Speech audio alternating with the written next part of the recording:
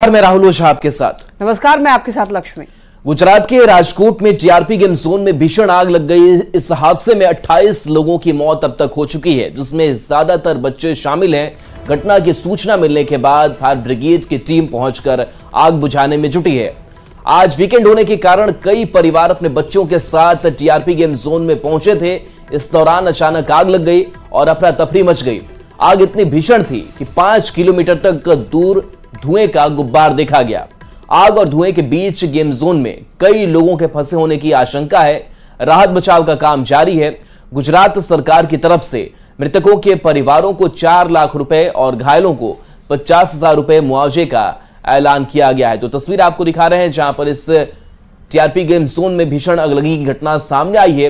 राहत बचाव कार्य अभी भी जारी है और काफी संख्या में मौतें यहां पर हुई है। कई लोग घायल हैं जिनके लिए सरकार ने मुआवजे का भी ऐलान किया है। वहीं प्रधानमंत्री नरेंद्र मोदी ने भी इस हादसे पर दुख जताया है। तो तस्वीर आपको दिखा रहे हैं। पहली तस्वीर जहां पर रेस्क्यू ऑपरेशन चल रहा है। दूसरी तस्वीर देखिए, धुएं का गुब्बार किस तरीके से उठता हुआ यहां से नजर आ रहा है। 25 लोगों की अब तक मौत हो चुकी है और मरने वाले में ज्यादातर बताया जा रहे हैं कि बच्चे शामिल हैं। राहत और बचाव काम लगातार जारी है। तो इस गेम जोन में बच्चे खास करके पहुंचे हुए थे और यहां पर वो हादसे का शिकार हो गए। 25 की मौत अब तक हो चुकी है। वहीं घायलों की भी संख्या 50,000 उनको दिया जाएगा और उनकी भी संख्या ज्यादा नजर आती है।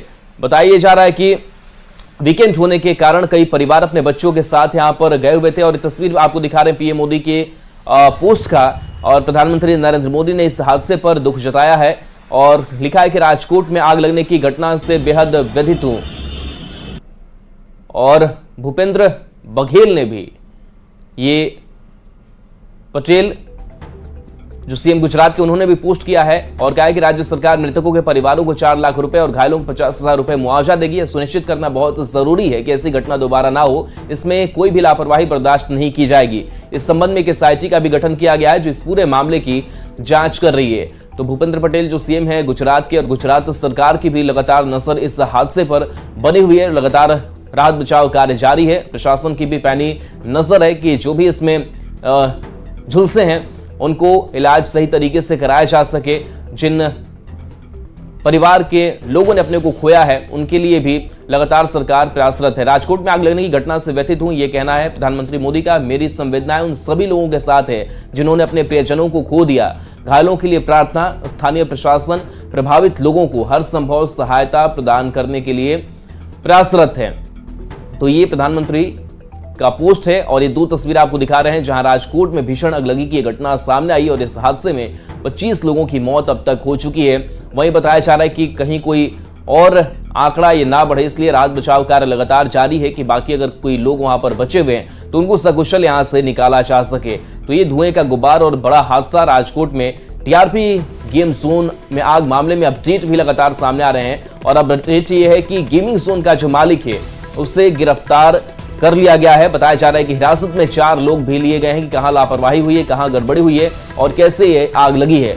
गुजरात सरकार ने इसके साथ ही मृतक और घायलों के लिए भी मुआवजे का ऐलान किया है। मृतक के परिवार को 4-4 लाख मुआवजा, तो घायलों के लिए 50,000 रुपए मदद की बात प्रशासन की तरफ से कहा गया है, राज्य सरकार की तरफ से कहा गया है। तो राज्य सरकार से लेकर केंद्र सरकार सबकी नजर है। ये 4 तस्वीरें इस पूरे हादसे को लेकर आपको दिखा रहे हैं। गेमिंग जोन में आग लगी है जिसमें 25 से ज्यादा लोगों की मौत हो गई है। वहीं मालिक को हिरासत में लिया गया है जो इस गेमिंग जोन का मालिक है और उससे भी पूछताछ की जा रही है। इसके साथ साथ और भी कई लोग हिरासत में लिए गए हैं जिनसे पूछताछ की जा रही है। साथ ही जांच के लिए एसआईटी का भी गठन किया गया है और एसआईटी इस पूरे मामले की जांच करेगी कि कहां से गड़बड़ी हुई, क्या मालिक की तरफ से किस तरीके से गड़बड़ी हुई। इन सारी गड़बड़ियों की जांच की जाएगी और इस पूरे मामले पर लगातार नजर केंद्र सरकार से लेकर के गुजरात सरकार की।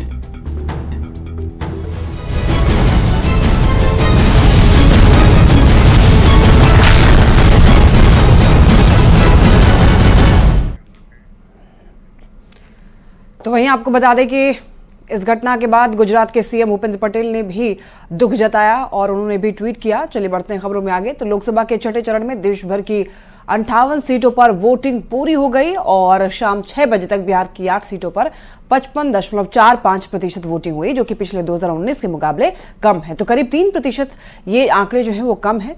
2019 में इन 8 सीटों पर 58.47% मत पड़े थे। हालांकि ये जो फाइनल आंकड़ा है सामने आने के बाद वोट प्रतिशत में थोड़ी बढ़ोतरी हो सकती है, लेकिन 2019 के मुकाबले वोटिंग कम हुई है।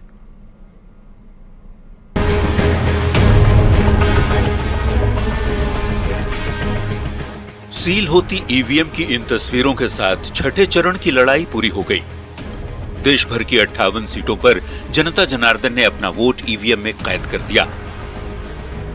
छठे चरण में बिहार की 8 सीट पर शाम 6 बजे तक 55.45% वोटिंग हुई।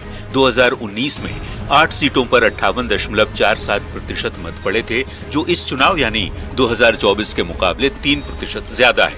बिहार की 8 सीटों में सबसे ज्यादा वोटिंग पश्चिम चंपारण में हुई। पश्चिम चंपारण में शाम 6 बजे तक 59.75% वोटिंग हुई। पश्चिम चंपारण में बीजेपी के संजय जायसवाल का मुकाबला कांग्रेस के मदन मोहन तिवारी से। वैशाली में भी अच्छी वोटिंग हुई। यहां शाम 6 बजे तक 58.50% वोटिंग हुई। वैशाली से मौजूदा सांसद वीणा देवी एलजेपी-आर की टिकट पर चुनाव लड़ रही हैं, जिनका सीधा मुकाबला आरजेडी के मुन्ना शुक्ला के साथ है। वोटिंग परसेंटेज के मामले में तीसरे नंबर पर है वाल्मीकि नगर। वाल्मीकि नगर लोकसभा सीट पर 58.25% वोटिंग हुई। यहां जेडीयू के सुनील कुशवाहा और आरजेडी के दीपक यादव के बीच सीधी लड़ाई देखने को मिली है।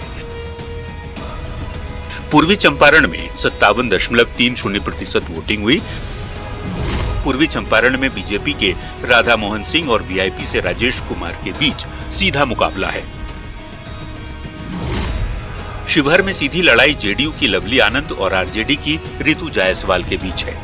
शिवहर में 56.30% वोटिंग हुई।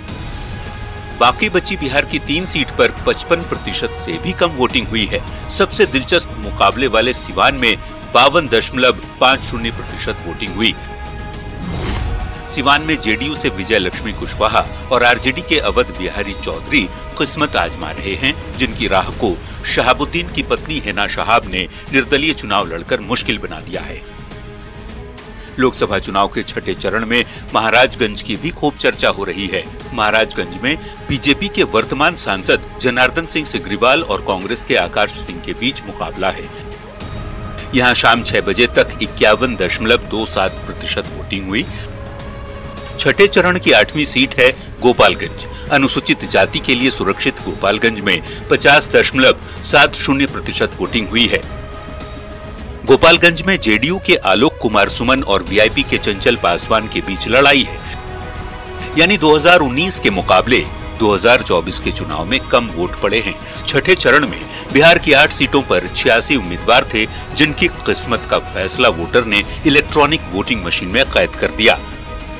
किसे जनता का आशीर्वाद मिला है और किसे लोगों ने नकार दिया है, ये 4 जून को पता चलेगा, जब वोटों की गिनती पूरी होगी।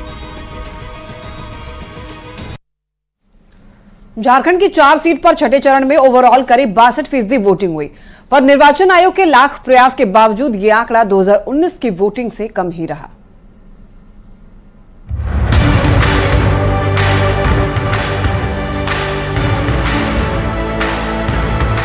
झारखंड की 4 सीट पर छठे चरण में लोकतंत्र का महापर्व संपन्न हो गया।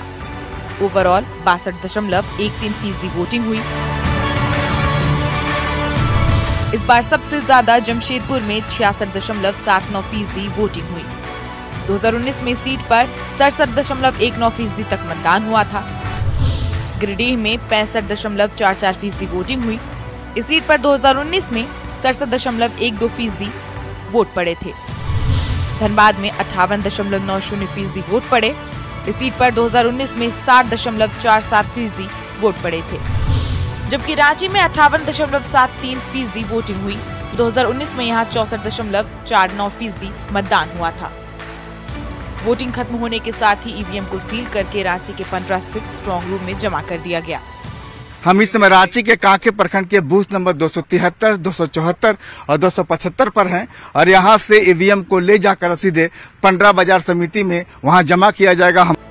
इससे पहले इन चारों सीटों पर वोटिंग के लिए सुबह से ही वोटर की कतार देखी गई, पर लाख प्रयास के बावजूद धनबाद कोयलांचल में हुई कम वोटिंग ने हर किसी की चिंता बढ़ा दी है।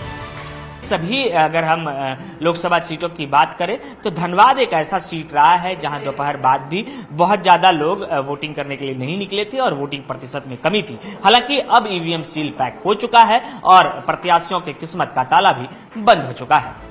अब तक झारखंड में चौथे, पांचवें और छठे चरण में 11 सीट पर वोटिंग खत्म हो गई और हर किसी को इंतजार है 4 जून का, जब ईवीएम का ताला खुलेगा और उम्मीदवारों की किस्मत का फैसला होगा। रांची से संजय सिन्हा के साथ धनबाद से गौरव झा की रिपोर्ट।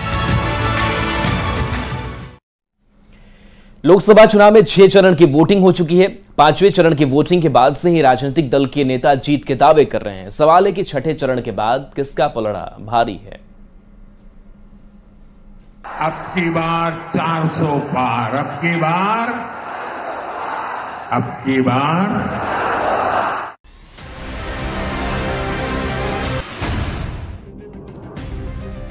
2024 का चुनाव अपने अंतिम चरण में पहुंच चुका है।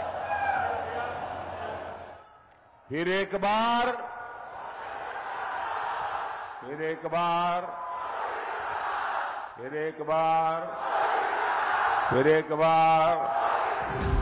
6 फेज की वोटिंग के बाद जीत के दावों का दौर तेज हो चुका है। ये जैसे ही ये हेलीकॉप्टर में चक्कर मारने का समय उनका पूरा होगा, जेल का रास्ता तय हो जाएगा। 7वें चरण के पहले ही कोई 400 पार का नारा लगा रहा है। 4 जून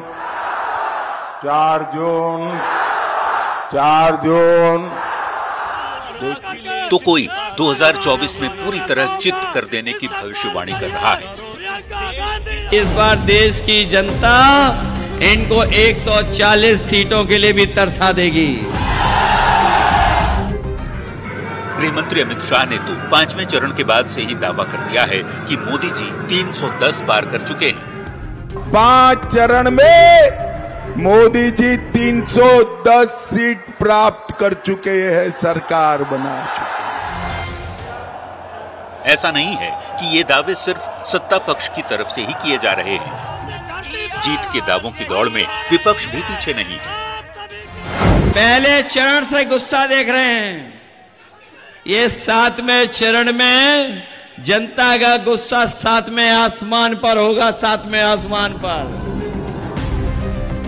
नेताओं के दावों के बीच बता दें कि अब तक देश भर की जिन 486 सीटों पर वोटिंग हो चुकी है, 2019 में उनमें से बीजेपी के खाते में 278 सीट आई थी, कांग्रेस के खाते में 44 सीट गई थी। अब बात एनडीए और यूपीए की करें तो इन 486 सीटों में से एनडीए के खाते में 320 सीट गई थी, जबकि यूपीए के हिस्से 87 सीट आई थी, जबकि अन्य यानी निर्दलीय सहित छोटी पार्टियों के खाते में 79 सीट आई थी। सिर्फ छठे चरण की बात करें तो 58 में से अकेले 40 सीट बीजेपी के खाते में गई थी, जबकि सहयोगियों को 5 सीट पर जीत मिली थी। यानी 2019 में छठे फेज की 58 सीट में से एनडीए के खाते 45 सीट आई थी। छठे चरण में कांग्रेस के खाते में एक भी सीट नहीं आई थी। 2 सीटें सपा और नेशनल कॉन्फ्रेंस के खाते में जरूर गई थी, जबकि बाकी बची 11 सीट पर अन्य यानी अदर्स को जीत मिली। बात 7वें और आखिरी चरण की करें तो 7वें फेज में देश भर की 57 सीटों पर चुनाव है। अभी सभी दलों ने अपना पूरा फोकस 7वें चरण की 57 सीटों पर लगा दिया है। 7वें फेज की सीटों में 2019 में बीजेपी 25 सीट पर जीती थी, जबकि कांग्रेस को 8 सीट पर जीत मिली थी। वहीं एनडीए के खाते में 33 सीटें आई थी, जबकि यूपीए को 12 सीट पर जीत मिली थी। 12 सीटों पर ही अन्य के उम्मीदवार भी जीते थे। अब यदि 400 पार का आंकड़ा पार करना है तो बीजेपी को 73.66% का स्ट्राइक रेट चाहिए। शायद इसी को देखते हुए अमित शाह ने 5वें चरण तक 310 पार करने का दावा किया। वैसे फाइनल रिजल्ट तो 4 जून को ही पता चलेगा, जब वोटों की गिनती होगी। तब तक दावों का दौर यूं ही जारी रहने वाला है। Bureau report, news 18। और चलिए ब्रेक का वक्त तो चला है, जल्द वापस आते हैं।